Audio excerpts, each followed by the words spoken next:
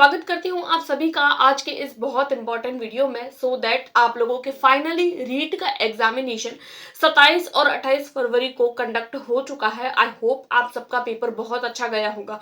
बहुत सारे कैंडिडेट ऐसे होंगे जिन्होंने फर्स्ट टाइम में पेपर दिया होगा और बहुत सारे एस्पिरेंट्स ऐसे भी होंगे जो पहले भी दे चुके हैं और उन्होंने फिर से दिया होगा।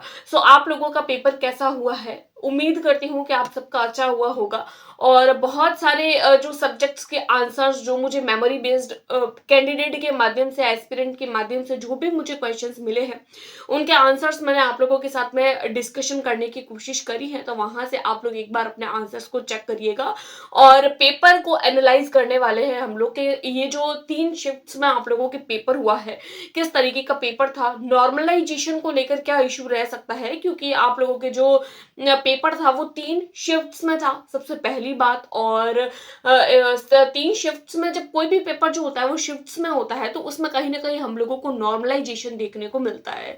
अब ये क्या है, नॉर्मलाइजेशन होगा नहीं होगा, किस तरीके से मार्क्स 1-2 मार्क्स आगे पीछे होंगे, घटेंगे बढ़ेंगे, और न्यू जो चेंज हुआ था सिलेबस में कि आप लोगों के सिलेबस में कुछ कुछ टॉपिक्स जो है वो ऐड ऑन कर लिए गए थे तो उसमें से कितने क्वेश्चंस मिले हैं, क्योंकि पेपर तो हम लोगों को दिया नहीं गया है तो किसी भी कैंडिडेट के पास में वो रियल पेपर तो आया नहीं है।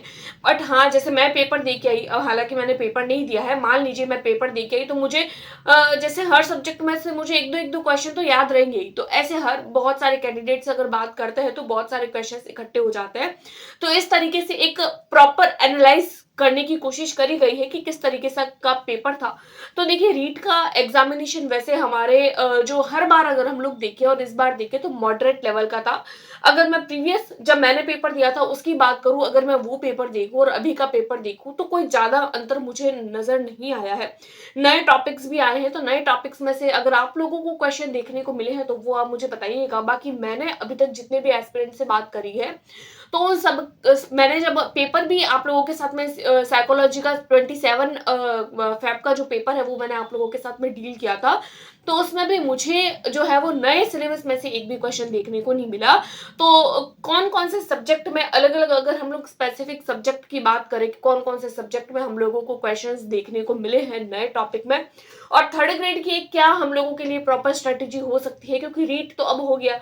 अब रीट का रिजल्ट का वेट है, देन आप लोगों के जो तृतीय श्रेणी जो मेन रिक्रूटमेंट एग्जाम होता है जिसको हम लोग रीट मेंस बोलते हैं उसके लिए आप लोगों को प्रिपेयर करने की जरूरत है। तो ओवरऑल अगर हम लोग बात करें तो रीट 2025 जो फाइनली हंसी खुशी के साथ अब आप लोगों के क्लियर हो चुका है, यानी एग्जाम जो है वो गवर्नमेंट के द्वारा कंडक्ट करवा दिया गया है बिना किसी पेपर लीक वगैरह, कुछ भी नहीं हुआ है। बहुत अच्छे से हमारा जो है वो पेपर हो गया है। पेपर ऑब्वियसली मॉडरेट लेवल का था, तीनों ही लेवल मॉडरेट थे। ऐसा नहीं है कि जो है वो 27 का सुबह का पेपर ज्यादा इजी था या 28 का पेपर ज्यादा टफ था, या फिर सुबह का पेपर ज्यादा इजी आ रहा है शाम का पेपर टफ आ रहा है। सारे सब्जेक्ट ओवरऑल जो थे वो मॉडरेट थे। ऐसा नहीं बोल सकते कि बहुत ज्यादा इजी आ रहा है, क्योंकि देखिए अगर मैं 27 का पेपर दे रही हूँ तो मुझे ऐसे लगेगा कि 28 वाला का पेपर इजी आया है, और अगर मैंने 28 का दिया है तो मुझे ऐसे ही लगेगा कि 27 का पेपर इजी आया है। तो और वो कैंडिडेट जिसने खुद ने पेपर दिया होता है उनको ही पता होता है कि एक्चुअल में हमारा पेपर कैसा आया है। तो वो आप लोगों को टेंशन लेने की बात नहीं है, क्योंकि बोर्ड जो पेपर बनाता है वो स्पेसिफिक टीचर्स बैठते हैं, वहां स्पेसिफिक सब्जेक्ट के प्रॉपर टीचर्स बैठते हैं। तो वो एक जो है वो स्तर को लेवल में रखते हुए ही पेपर बनाते हैं। बाकी अगर आपने 27 का दिया है तो आप लोगों को ऐसे ही लगेगा कि भाई 27 वाला 28 वाला पेपर इजी था, 28 वालों को लगेगा 27 वाला पेपर इजी था। घबराने की जरूरत नहीं, पेपर मॉडरेट लेवल का था। अब हम लोग बात करते हैं कि आप लोगों के सिलेबस में कुछ कुछ टॉपिक्स ऐड ऑन किए गए थे, कुछ निकाले भी गए थे, तो क्या फर्क नजर आया है आप लोगों के सिलेबस में, नया कोई चेंज? तो देखिए, अगर मैं स्पेशल आप लोगों के अभी सीडीपी की बात करूं तो सीडीपी में आप लोगों के एनईपी 2020 ऐड किया गया था, लेकिन एनईपी 2020 में से और आप लोगों के नया टॉपिक बाल कल्याणकारी योजनाएं, जिसको लेकर कहीं ना कहीं मुझे बहुत कमेंट्स देखने को मिले कि बाल कल्याणकारी योजनाएं कहाँ से हम लोग पढ़े, किस लेवल की पढ़े, कहाँ तक पढ़े। क्योंकि देखिए, ये जो सिलेबस दे दिया जाता है ना, ये सिलेबस आप लोगों के सिर्फ नाम लिख लिया जाता है। मान लीजिए आप लोगों ने जो है वो कोई भी एक टॉपिक ले लिया, जैसे आप लोगों को दे दिया वायुमंडल साइंस में, मान लीजिए आप लोगों को दे दिया वायुमंडल। अब वायुमंडल में वो चीजें कहाँ तक पढ़नी है, किस लेवल तक पढ़नी है, वो हम लोगों को प्रैक्टिस के बेसिस पर, प्रीवियस ईयर के बेसिस पर और एनसीईआरटी के बेसिस पर ही पता चलती है ना।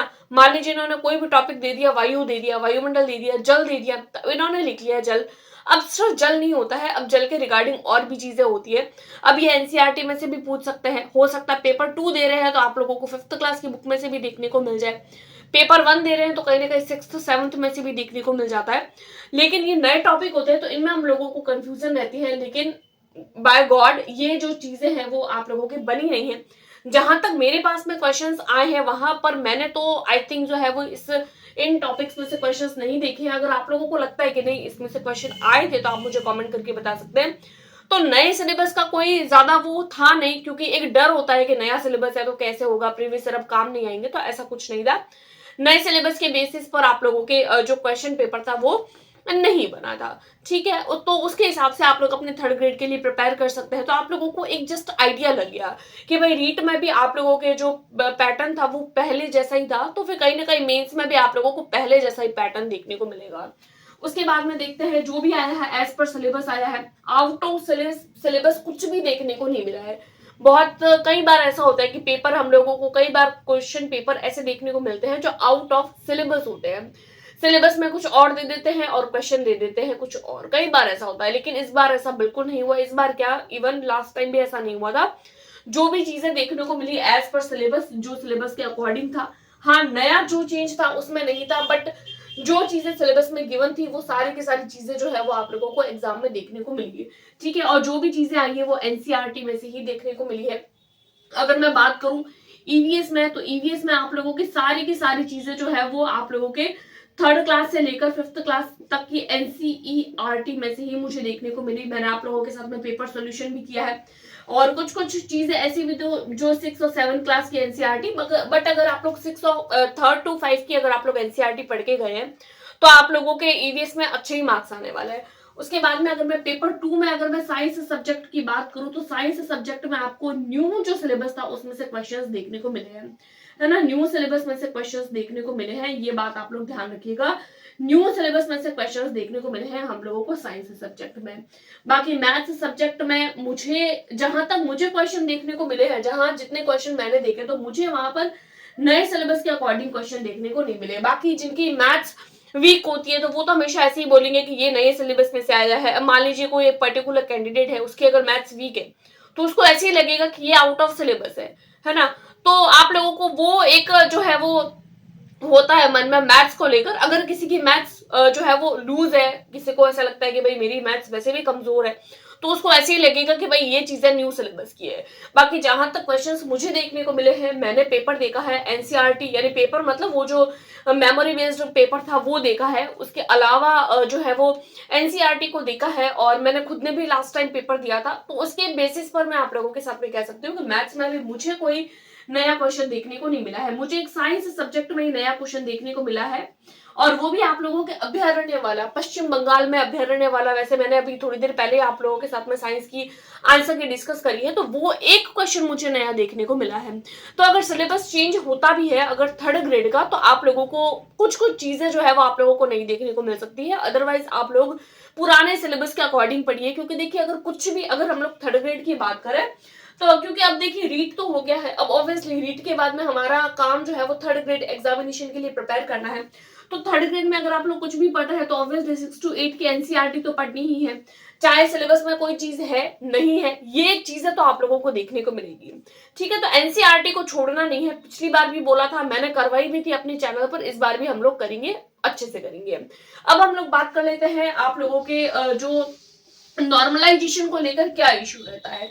सबसे पहले तो हम लोग बात करेंगे कि ये नॉर्मलाइजेशन होता क्या है। तो देखिए नॉर्मलाइजेशन क्या होता है कि जब कोई भी एग्जामिनेशन होता है, जब कोई भी एक कॉम्पिटिटिव एग्जाम होता है, जब वो अलग अलग शिफ्ट्स में होता है, तो क्या होता है, जैसे मान लीजिए कोई भी एक शिफ्ट है, एक पेपर शिफ्ट 1 होती है, शिफ्ट 2 होती है। यहाँ पर जो 27 तारीख का पेपर था वो 2 शिफ्ट में हुआ था, 28 का पेपर 1 शिफ्ट में हुआ था। तो जब कोई भी पेपर अलग अलग शिफ्ट्स में होते हैं तब क्या होता है, शिफ्ट्स में होने के कारण बहुत सारे कैंडिडेट को ऐसे लगता है कि भाई मेरा पेपर इजी था, किसी को लगेगा उनका पेपर इजी था। तो सबको अपना अपना पेपर जो है वो टफ लगता है और सामने वाले का पेपर इजी लगता है। तो ऐसे में क्या करता है, ऐसा केवल हमको लगता है, होता नहीं है, हमको केवल लगता है कि सामने वाले पर्सन का पेपर इजी था, मेरा वाला टफ था। तो ऐसे में अगर बोर्ड को ये चीज लगती है ना कि भाई कोई एक पर्टिकुलर एक दो क्वेश्चन जो बोर्ड को ऐसा लगता है कि भाई हाँ सच में ये जो पेपर था, इस पेपर का जो लेवल था वो थोड़ा सा टफ है या इजी है, तो बोर्ड क्या करता है, क्वेश्चन के जो स्तर होता है, जो पेपर का जो स्तर होता है, उनको एक मॉडरेट लेवल देने के लिए क्या करते हैं, वो एक या दो क्वेश्चन जो होते हैं उसको एड ऑन करके और नॉर्मल करने की कोशिश करते हैं। ऐसे में क्या होता है, जो टफ पेपर वाले, जो टफ यानी कि ऐसे शिफ्ट जिनका टफ पेपर जो बोर्ड को लगा है, तो उसमें वो क्या करते हैं, एक दो मार्क्स बोनस दे देते हैं। तो ये नॉर्मलाइजेशन होता है। अब देखिए जो रीट का एग्जामिनेशन है, इसमें नॉर्मलाइजेशन होता है या नहीं होता है, तो ये अब बोर्ड द्वारा यानी आरबीएससी इसको तय करेगी और ये आप लोगों को तभी पता चलेगा जब इसको लेकर कोई इन्फॉर्मेशन आएगी। बहुत सारे आप लोगों को यूट्यूब चैनल पर, बहुत सारे टेलीग्राम ग्रुप्स पर आप लोगों को भ्रमित करने वाली घटनाएं मिलेगी, भ्रमित करने वाली बातें, कहानियां बहुत सारी मिलेगी। लेकिन आप याद रखिएगा, आप लोग केवल और केवल ट्रस्ट, जहां पर आप लोग जिस यूट्यूब चैनल पर आप लोग ट्रस्ट करते हैं उसी टीचर को आप लोग सुनिएगा। नॉर्मलाइजेशन को लेकर अभी तक बोर्ड के द्वारा जो है वो कोई भी हम लोगों को इन्फॉर्मेशन नहीं दी गई है कि नॉर्मलाइजेशन हम लोग करेंगे, क्योंकि जब इस तरीके की चीजें होती है तो पहले ही डिक्लेयर कर दी जाती है कि भाई नॉर्मलाइजेशन होगा। अब ये होगा या नहीं होगा तो अभी तक तो हम लोगों को नहीं पता है। आगे आने वाले इन्फॉर्मेशन में अगर कहीं नजर आएगा कि हाँ नॉर्मलाइजेशन हो सकता है, तो मैं आप लोगों के साथ में इस बात को जरूर शेयर कर दूंगी। सो ये कुछ बातें थी जो मुझे आप लोगों के साथ में शेयर करनी थी। आप लोगों के रीट का पेपर कैसा हुआ आप मुझे कमेंट करके जरूर बताएं। Thanks for watching.